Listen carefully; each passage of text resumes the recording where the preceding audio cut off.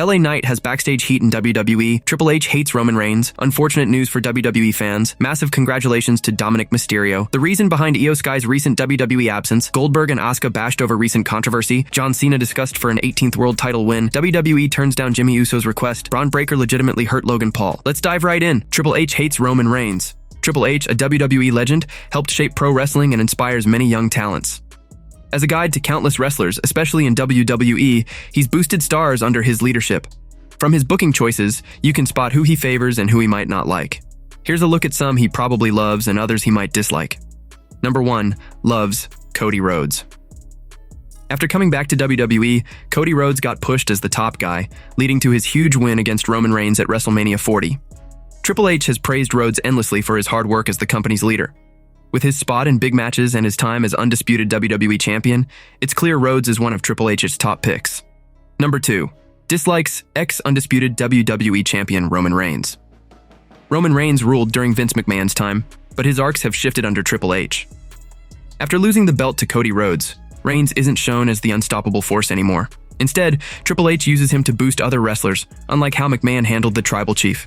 This could mean Triple H isn't a big supporter of Reigns. Number 3. Loves Seth Rollins. Seth Rollins is one of Triple H's go-to guys, great in matches and on promos. Their bond goes back to the Authority days, and since Triple H stepped up, Rollins has shown as a key player, earning what he's long deserved. Without Triple H, Rollins' path wouldn't be this strong. The Visionary has likely been his favorite from the start, and will stay that way. Number 4. Dislikes Drew McIntyre. Even as a reliable worker, Drew McIntyre's push has been shaky since Triple H took control. He's in major bouts and scores key wins, but the Scottish star hasn't reached the peak. Given his repeated misses in the world title chase, it seems Triple H isn't too keen on the past WWE champion. Number 5. Loves Gunther. Triple H openly admires Gunther. The Ring General's epic Intercontinental title run, crushing every foe, plus his stronghold as WWE World Heavyweight Champion, shows Triple H backs him fully. Gunther has earned his rep as a top in-ring talent, but Triple H played a big part in his rise. Number 6. Dislikes LA Knight. LA Knight's charm and fan love make him popular, but his weak plots and bouts suggest Triple H doesn't favor the megastar. Despite the hype, Knight often loses big rivalries and lacks steady top-level push. He may not be elite, but he merits a world title shot, and Triple H should let him show it. We'll watch what Triple H plans for these wrestlers ahead. Unfortunate news for WWE fans. Sad updates for WWE supporters came out after this week's Raw show. The company is heading towards Survivor Series 2025 soon in San Diego, California. WWE President Nick Khan talked during the TKO 2025 third quarter financials call and shared news on higher ticket costs. Khan explained the company raised prices to match the market and bragged about WWE's wins. We've increased prices appropriately with the marketplace. That's for the PLE's Raw, SmackDown, Saturday Night's Main Event, and every other ticketed program that WWE has. We remain bullish on it. A couple of years ago when TKO was put up, one of the first things we collectively did was reduce the non-televised live events, which created more scarcity in the marketplace for our televised events, and our continued international expansion only furthered that, he said. Khan also chatted about future ideas and said fewer US events was smart for the group. In January, you'll see us on a European tour for Raw and SmackDown, leading into Royal Rumble in Saudi Arabia. Tickets already on fire for that event, and it creates more scarcity in the United States, which is a good thing in terms of our overall gauge, he added. The group named 2 fresh title holders at Saturday Night's Main Event not long ago. CM Punk grabbed the World Heavyweight Championship there, and Jade Cargill beat Tiffany Stratton to claim the WWE Women's Championship. Wrestling icon Rob Van Dam gave his take on the super high ticket fees lately. In a one-on-one chat with Bill Apter for Sportskeeda Wrestling, RVD asked how folks could pay for them, yet said it was solid business and might boost wrestling's image. I am amazed at the ticket prices that I've heard that they've already done with the recent couple of them. I don't see how people can afford $60,000 to $70,000 to sit in the front row. I don't know what the prices are. Some of them I heard it's 2 days and you get to meet Cena. Whatever. I mean, I see what they're doing, and if it works, then it's good business. If it becomes something that's just for the elite and the wealthy, then maybe wrestling will have a minute where its image is cleaned up a little bit. At the same time, it's becoming more of a safe working environment as opposed to the boys' club, closed-door society, he said. Massive congratulations to Dominik Mysterio. Dominic Mysterio shocked everyone. A few months ago, he was the guy fans booed out of arenas. Now the same crowds chant his name. He carries 2 shiny belts, the AAA Mega Championship and the WWE Intercontinental title. Today, November 6th, he hits day 200 with the IC strap, Won on WrestleMania 41 weekend. Every other champ crowned that weekend lost their gold. Dominic is the lone survivor. Life inside the Judgment Day got wild. Dominic set up the tag match that cost his own crew the tag team titles. That one call started a fire. Teammates glare at him backstage. Whispers say the group will explode soon, and Dirty Dom might light the fuse himself. If they turn on him and take his IC belt, the whole stable crumbles. On Raw and in AAA rings, Dominic steals every show. He just flattened Penta and Rusev back-to-back. Fans scream louder each week. Legends and locker room vets agree this kid is the future. Give him the ball and he'll run it straight to next WrestleMania, still wearing gold. The clock is ticking. Will Judgment Day rip itself apart before then? Stay locked.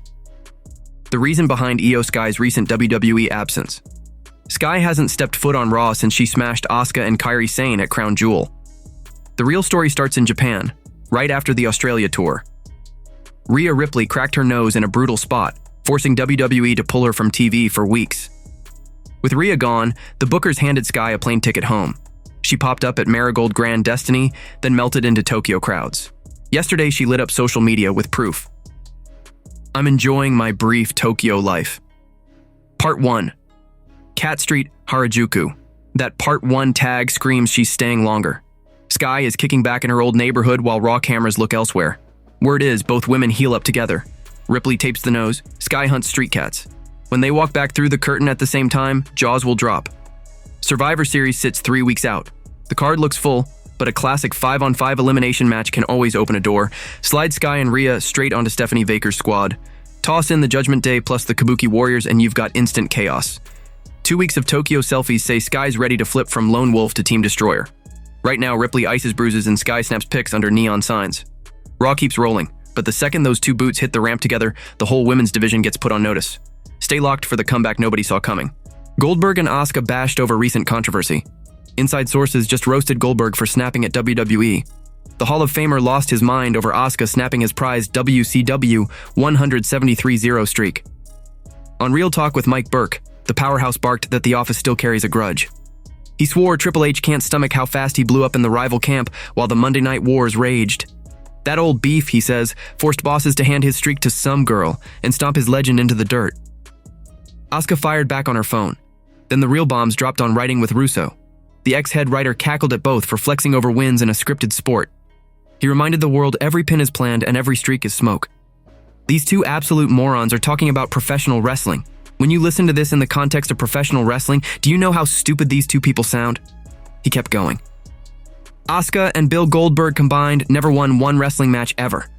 Both of them combined, they won fake matches on a television show, inside sources said. Asuka shrugged it off clean. The Empress told everyone she doesn't chase numbers. She lights fires and fans and carves nights nobody forgets. Wins fade. The moments she builds last forever. John Cena discussed for an 18th world title win. John Cena sits on 17 world titles after ripping the undisputed WWE belt off Cody Rhodes at WrestleMania 41. Word just leaked. Bosses talked about slapping gold number 18 on him before the lights go out. Cena's goodbye run started with the hunt for 17 to pass Ric Flair. He bombed the Royal Rumble, clawed back by winning Elimination Chamber, then flipped heel and stole the strap in Vegas. Retirement hits December 13th at Saturday night's main event in Washington, D.C., and Creative pitched one last reign when Seth Rollins' shoulder blew up.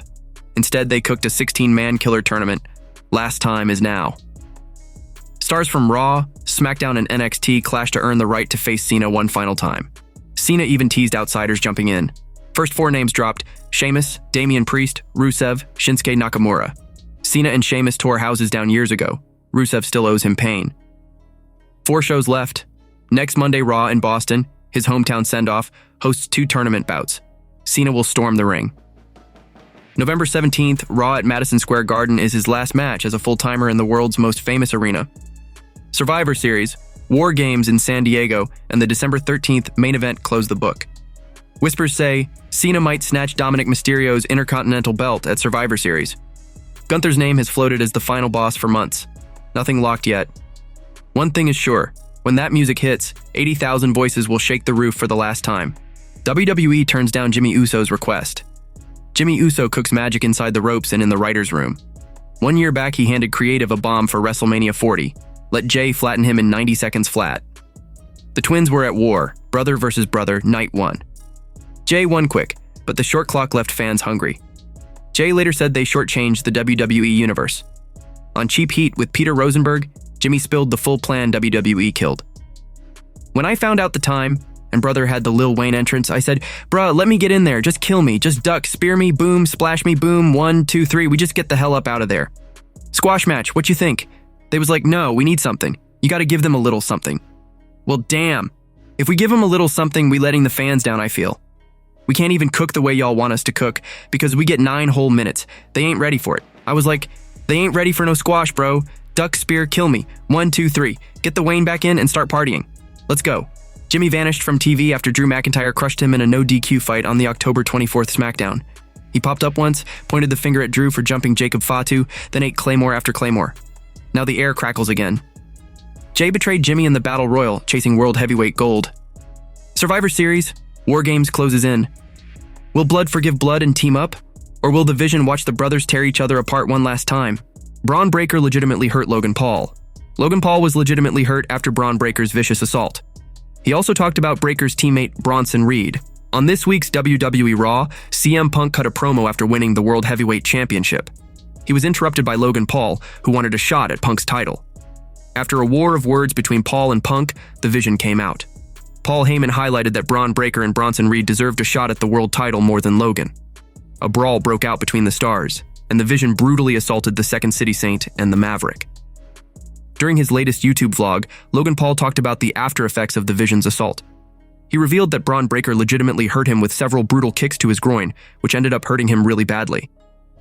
Yeah, that did not go as planned. I feel like that was just a classic wrong place, wrong time type of situation. Yeah, I just got caught in the middle of crossfire. I don't know if you saw when Bron pushed me, I fell to my A and the back of my head hit the wall of the ring. And then when they were kicking me while I was down, Bron kicked me right in the D. Actually, my T hurt, he said. The Maverick also talked about taking a tsunami from Big Bronson Reed, saying that his world went dark. And not to mention being landed on by a guy who's probably 550 pounds. I looked up and I just see this Australian F, like he blanketed the sun. It was literally an eclipse, bro. My world went dark, and then all of a sudden I feel like I'm hemorrhaging in my organs, he added. In the main event of this week's WWE Raw, CM Punk teamed up with Jey Uso to lock horns with the Vision in a tag team match, which ended in a double countout. All of the stars continued to attack each other, and at one point, the Yeet Master was brutally taken out by Bron Breakker's vicious spear. This left Punk outnumbered against Breakker and Reed. Surprisingly, Logan Paul came out to assure the best in the world that he was on the latter's side after what the Vision did to him at the start of the show. However, the Maverick ended up knocking out the WWE World Heavyweight Champion with brass knuckles. He then seemingly joined Paul Heyman's side. It remains to be seen what the Triple H-led creative team has planned for Logan's WWE future. Congratulations are in order as Logan Paul revealed during his latest YouTube vlog that he and his wife, Nina Agdal, are sober now. After his friend Mike Majlak congratulated him, the Maverick highlighted that he was feeling good about this major personal step. No. Actually, me and my wife are sober now. Fully. Mike? Oh, congratulations. That's amazing. Thank you. I feel good about it, he said. LA Knight has backstage heat in WWE. LA Knight's booking in WWE in the past few weeks has been quite underwhelming. Despite getting incredible crowd reactions, the star has suffered massive losses and has been given limited promo time. WWE creative, rather than giving him the push that fans want to see, often uses him to elevate others instead. LA Knight may have landed himself in hot water after an unplanned moment on RAW recently. During his entrance on last week's edition of the show, the star grabbed a fan sign that stated, "We want LA Knight, not Jey Uso," and showed it on camera. This bold move was reportedly not approved by WWE officials. This meant a lot ahead of the World Heavyweight Championship match Jey Uso was getting against CM Punk at Saturday night's main event, which had already been quite the controversy online, with fans questioning WWE's decision to put Jey in the title picture once again. Knight made his entrance to face Bron Breakker that night and ended up with a loss. However, fans felt that following his bold move, he would be getting punished by the creative even further. During a recent Q&A, Sean Ross Sapp of Fightful addressed the backstage heat that Knight might have in the company. The journalist revealed that Knight had no heat backstage, and even if he had, it wouldn't have affected his creative direction. No.